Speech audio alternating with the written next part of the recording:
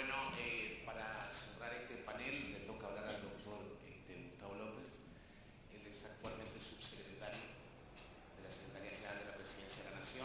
Se desempeñó como secretario de Cultura de la Ciudad de Buenos Aires, es abogado y periodista, tiene más de un centenar de artículos publicados, también ha sido en su momento instructor del CONFER.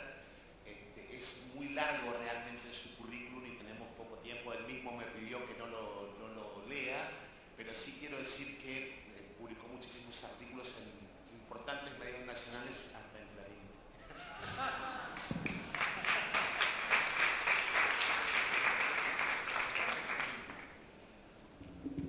Resisto un archivo, todavía. Bueno, muy buenas noches, agradezco la paciencia de todos ustedes. Realmente fue magnífico compartir. Primero agradezco al Congreso, a las autoridades, a la Secretaría de Cultura esta posibilidad, esta oportunidad, y además de haber compartido el panel con expertos en derechos humanos como Carlos, como es el moderador también y como es el juez Baltasar Garzón. Yo voy a hablar desde la política, y voy a tratar de caracterizar desde mi punto de vista cómo fue este periodo de 30 años de democracia y preguntarme y preguntarnos por qué Jorge Rafael Videla, dictador, murió en cárcel común y juzgado por tribunales ordinarios. ¿Qué pasó? ¿Cómo fue?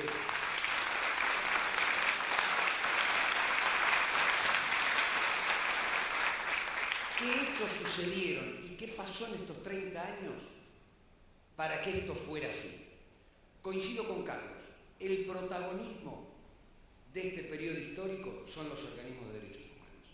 Sin los organismos de derechos humanos, sin el acompañamiento del sector mayoritario de la sociedad y sin dos momentos claves desde mi punto de vista en la política argentina, esto no hubiera sucedido.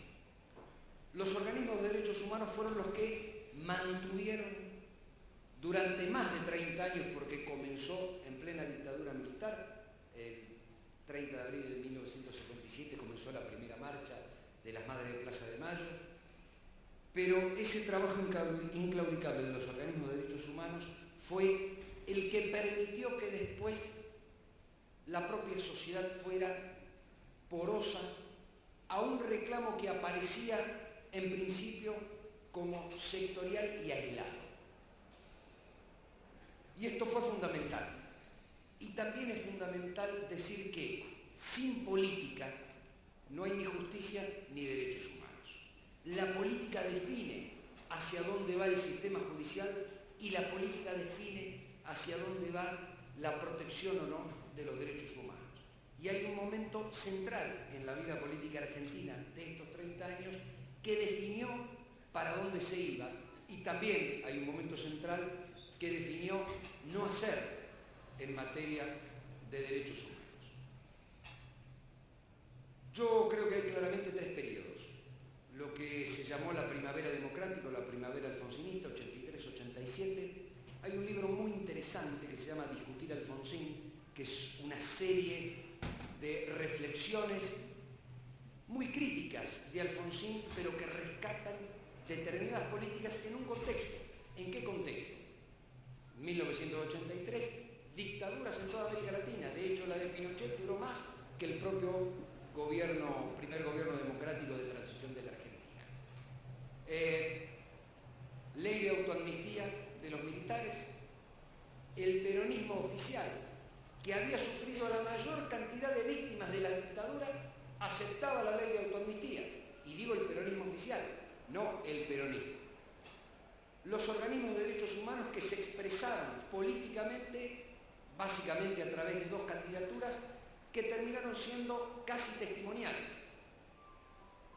Y quien gana la elección planteando de manera confusa, y algunos sostienen que contradictoria en sí misma, una política de juicios por distintos niveles de responsabilidad. En este libro algunos sostienen que esa teoría de Alfonsín, de determinar distintos niveles de responsabilidad, era impracticable y por eso el fracaso en 1987.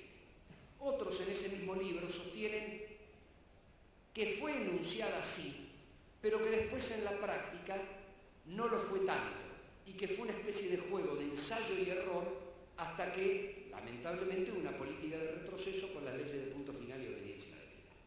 ¿Por qué? Había una discusión. Bueno, la primera discusión era ley de autoamnistía o juzgamiento. Se decidió el juzgamiento de las cúpulas militares, es decir, de las 3 juntas militares, además de la teoría de los 2 demonios de los principales jefes de las organizaciones armadas o populares. Ahora bien, este enunciado, cuando se lleva a la práctica, abre algo que teóricamente no estaba previsto. La segunda discusión era comisión parlamentaria o comisión de expertos, la CONADEP. Fue un gran debate que yo creo que recién se saldó 25 años más tarde. Uno de los que criticó la existencia de la CONADEP y que estaba en favor del debate parlamentario era el CELS, o por lo menos Horacio Berbisky, que 25 años después dijo: esto fue más práctico que lo otro, que hubiera sido una condena política, pero no se hubiera podido recoger el testimonio de casi 10.000 personas que sirvieron de base para conocer el horror y el plan sistemático. Entonces, el gobierno de Alfonsín, que pretende juzgar solo a las cúpulas, a partir del informe de la CONADEP termina generando una demanda en la sociedad que él no puede satisfacer, porque su política iba solo a juzgar a las cúpulas. Y se genera, bueno, un reclamo por los derechos humanos que sale de los organismos y pasa a la sociedad en su conjunto. Fíjense que cuando comienza la transición democrática en 1983, el principal organismo de derechos humanos en peso político era la Asamblea Permanente. La Asamblea Permanente por los Derechos Humanos, hecha por políticos, que cuando fracasa esa política en el 87, se traspasa a los familiares. Son las madres, las abuelas, los hijos, los familiares y los nietos los organismos que terminan marcando la política de derechos humanos. Ahora, en esto, que aparece como confuso, hay 3 elementos fundamentales: la creación de la CONADEP, el informe del Nunca Más y el juicio de las juntas. Sin eso no se hubieran podido reabrir los juicios en el año 2003, porque es ese quiebre. Tenemos que pensar que la primera vez que fueron juzgados gobernantes por crímenes cometidos durante el ejercicio de su función fue a partir del juicio de las juntas, y que no pudieron ser juzgados por golpes de Estado porque la Corte de 1930, y ahí está el rol del Poder Judicial, fue convalidar los golpes de Estado. Recién, con la reforma de 1994, agregamos un artículo donde el que da un golpe va a ser juzgado por el golpe, más allá de los crímenes que pueda cometer o no, solo por alterar el orden constitucional. Pero la conclusión que yo saco es, dentro de ese ensayo ético en un sentido y confuso en otro, y que termina con un retroceso, hay 3 hitos que son fundamentales, sin los cuales seguramente hubiéramos estado, como el resto de América Latina, con la imposibilidad de juzgar a 30 o 40 años de la dictadura los crímenes. Así que ha dejado eso como valioso, y un elemento fundamental que permitió todo eso, que es la política, es la recuperación del valor democracia como valor en sí mismo. Después va a venir, bueno, ¿y cuál fue? Y acá yo me quería referir muy brevemente a la construcción de sentido, porque nosotros sabemos que hoy los medios de comunicación están jugando un rol fundamental de la construcción de sentido. Hoy estamos debatiendo qué es una democracia, qué no es una democracia. Entonces, yo traje la columna editorial del diario Clarín del 25 de marzo del 76, que habla de un final inevitable, la justificación del golpe. Por eso es tan valioso la recuperación del Estado de Derecho como concepto en sí mismo. Digo, si la Argentina entre 1930 y 1983 tuvo más gobiernos militares que gobiernos civiles, y los golpes eran cívico-militares, era que la democracia no importaba como sistema, no era un valor. nosotros hemos recuperado la democracia como valor, que es como recuperar la diferencia entre la vida y la muerte después de 30.000 detenidos desaparecidos en la Argentina. Ahora, ¿qué decía el diario Clarín? La economía del país mostraba con la claridad de la evidencia haber entrado en la etapa vecina al colapso total. Digo, se justificaba un golpe por si la economía andaba mal. Al final del proceso y extinguida en la práctica su legitimidad, solo quedaban las apariencias formales del poder. Ayer mismo, pocas horas antes de que se dispusiera su relevo, ¿sí?, como si fuera, miren, telegrama de despido, ahora, ¿sí?, subrayábamos desde esta misma página esa circunstancia verificable por todos en cuanto a los efectos prácticos de su función institucional. Dijimos, el gobierno ha cesado. Ellos. Se abre ahora, y esto es lo más cruel, una nueva etapa con renacidas esperanzas. Claro, quienes fueron los socios del golpe militar y quienes comandaron en realidad el plan económico de exterminio de la clase trabajadora, de la apropiación de los recursos y que usaron a los militares como el brazo armado del partido de la economía concentrada, pasaron a gobernar a partir de 1989. Era imposible seguir con los juicios porque era el gobierno de aquellos que habían gobernado entre el 76 y el 83, las grandes corporaciones. La única disputa que hubo en la década neoliberal, que no termina en el 99, sino que se prolonga a la crisis 2001-2003, lo único que se discutía era entre acreedores externos y acreedores internos. ¿Quién se quedaba con los recursos del Estado?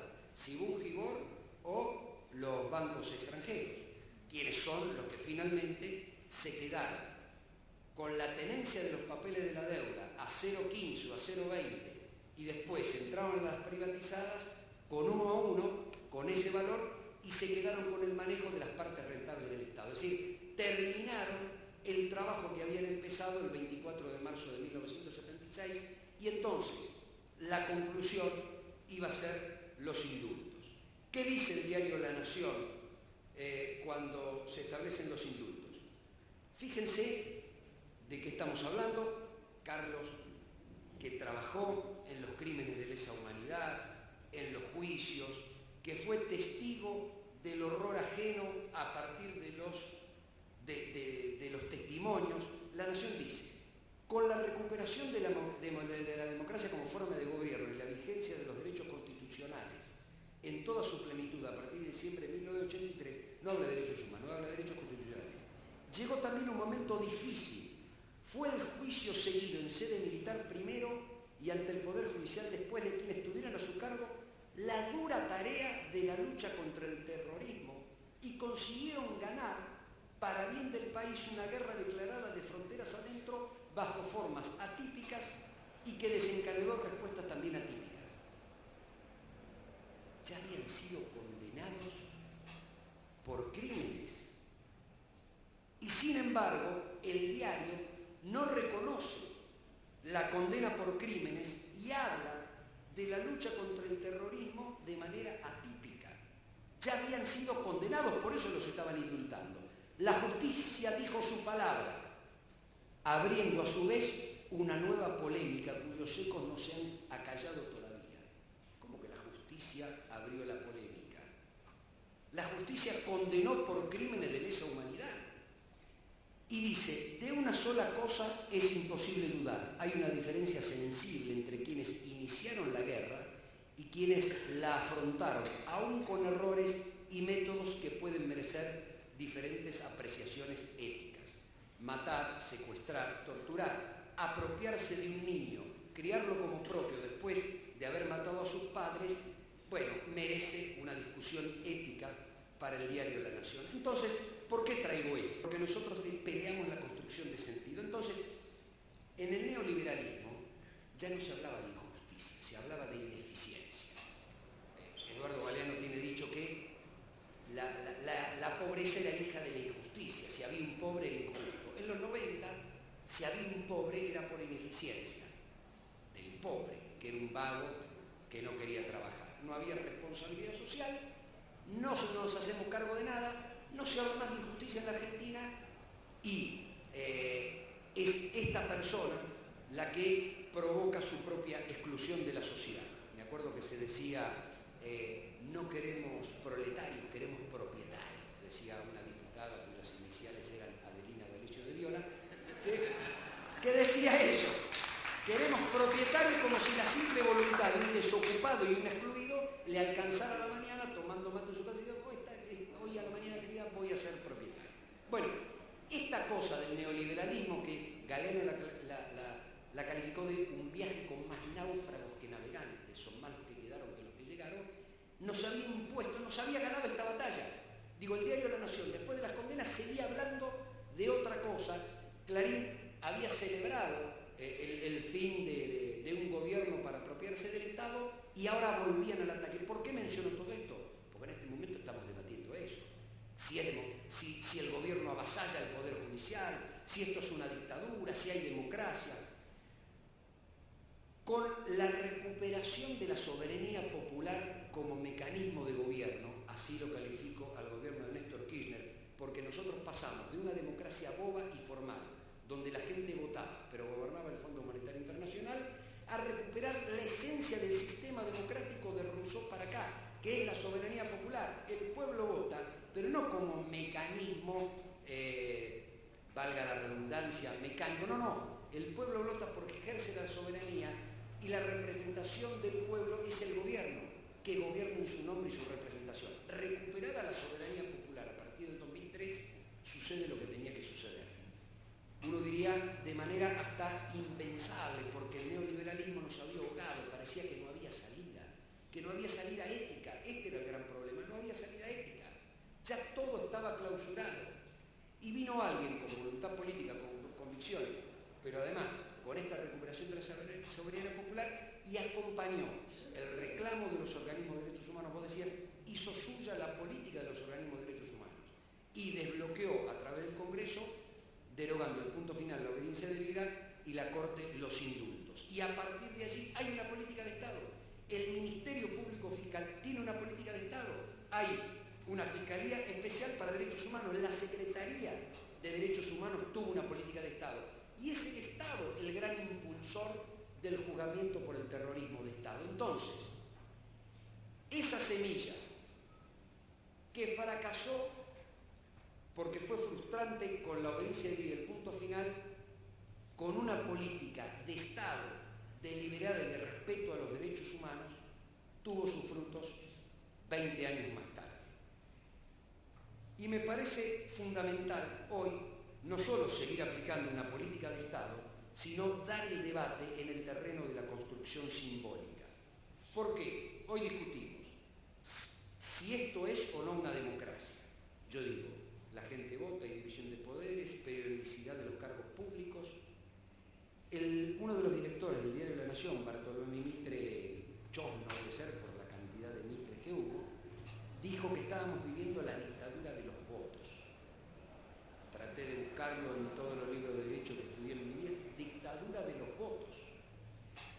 Se nos quiere hacer creer que el gobierno de la mayoría es inconstitucional porque pretenden el gobierno de la minoría y desconocer a la mayoría. Digo, cuando se vota en el Congreso, impuso su mayoría. Se la dio el pueblo. Nadie impone. Pero esa terminología le hace creer a la gente que estamos imponiendo. No estamos imponiendo.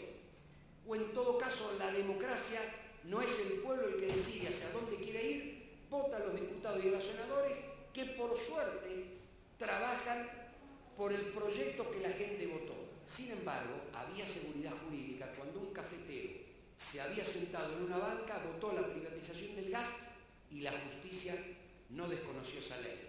O cuando senadores cobraron una presunta coima y 6 senadores y un expresidente que están siendo juzgados por la justicia ordinaria por sospechado de haber cobrado una coima para sancionar una ley que dejaba sin derecho a los trabajadores. Eso era seguridad jurídica. Esto es dictadura. Entonces, yo digo, ¿cuál es la discusión? ¿Guerra o terrorismo de Estado? ¿Soberanía popular o gobierno de las corporaciones? ¿Democratización de la justicia o presión sobre la justicia? Acá en el fondo estamos hablando de quién gobierna. Ángela Urondo, la hija de Paco, escribió esto, voy a leer una parte de su poema, y que tiene que ver con la resignificación de los sentidos y la apropiación simbólica. Dice: chupar no es chupar, pinza no es pinza, fierro no es fierro, máquina no es máquina, capucha no es capucha, submarino no es submarino, parrilla no es parrilla, cantar no es cantar, volar no es volar, cuerpo no es cuerpo, morir no es morir, ser no es ser, yo nada. Yo digo que hoy yo es un hombre, una mujer, es ciudadanía, justicia es memoria, verdad y castigo a los culpables, y por eso Videla murió en la cárcel común condenado por tribunales ordinarios. Gracias.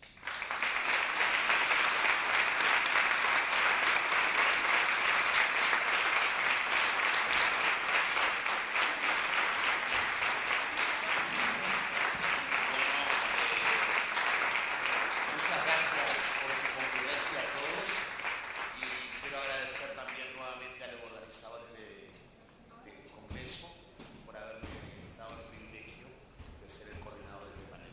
Gracias.